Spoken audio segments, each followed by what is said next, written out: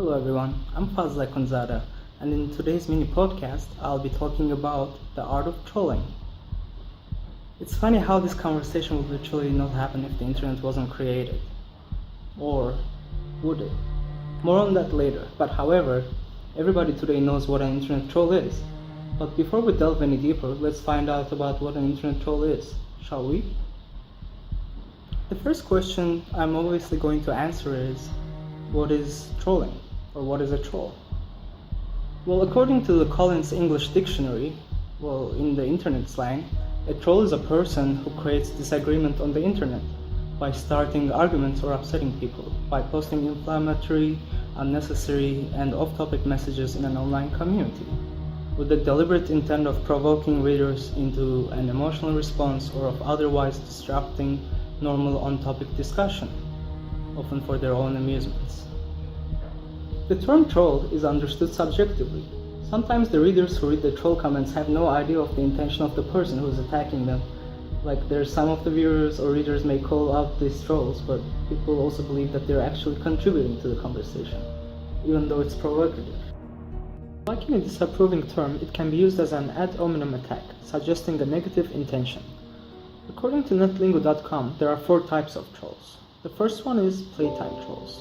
Playtime troll is an individual who plays a simple short game, and such trolls are relatively easy to spot because their attacks are obvious. The second trolls are the tactical trolls. This is where the trolls level up their game. In this case, the troll creates a credible persona to gain confidence of others and provokes conflict in a subtle but very unpleasant way. You have to be careful. The third ones are the strategic trolls. Those trolls are very serious. They are in a very serious form of a game, and they involve the production of an overall strategy that can take months or years to develop. It can also involve a number of people acting together in order to invade the list.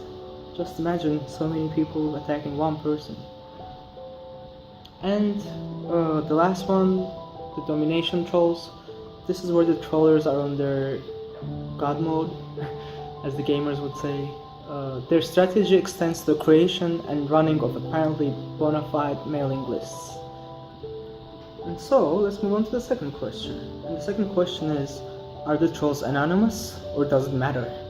Well, studies suggest that anonymity makes the trolls disconnected from the reality of things. They write toxic comments because there is no fear of punishment on the internet. Well, trolls don't think they can be identified, but do they care, or does it matter? And here I'm going to quote from George Wright's Trolls Are Bullies, No New Laws Required article. It's a very good quote, and if you want a full link to it, it's going to be down below. Please check it out. In the quote it says, "We have been told that this is all because we don't use our real identities, that we hide behind anonymity as cowards. I don't buy into this reasoning at all. Real names might make the individual easier to track down, but even well-known and validated identities will still bully if they think it will earn them status in their community. Using your real name doesn't magically make you less of a jerk, and it isn't a guarantee of accountability, nor does it necessarily lessen the hurt felt by a bully victim."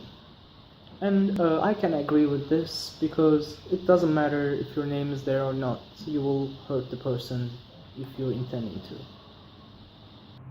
And the third question is, why do trolls troll? According to Psychology Today, which is written by Jen Goldberg, who has a PhD, and she's a computer scientist and director of Human-Computer Interaction Lab at the University of Maryland in the US. Her research focuses on what hidden information we can discover about people from their online activity and how to improve people's privacy online.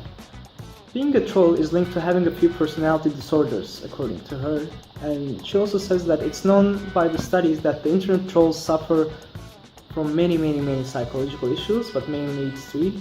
The researchers had approximately 400 Facebook users who completed a survey, and for this survey they used the global assessment of internet trolling to determine if people were trolls, as well as measures for the dark tetrad and for negative social potency.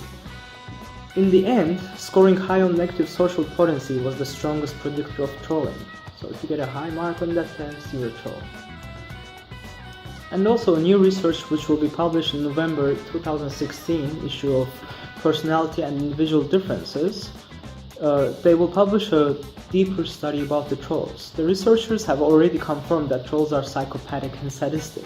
There is also a new finding that trolls are strongly characterized by the trait of negative social potency. This is a measure of a person's cruelty and willingness to use other misery and sadness for their own gain.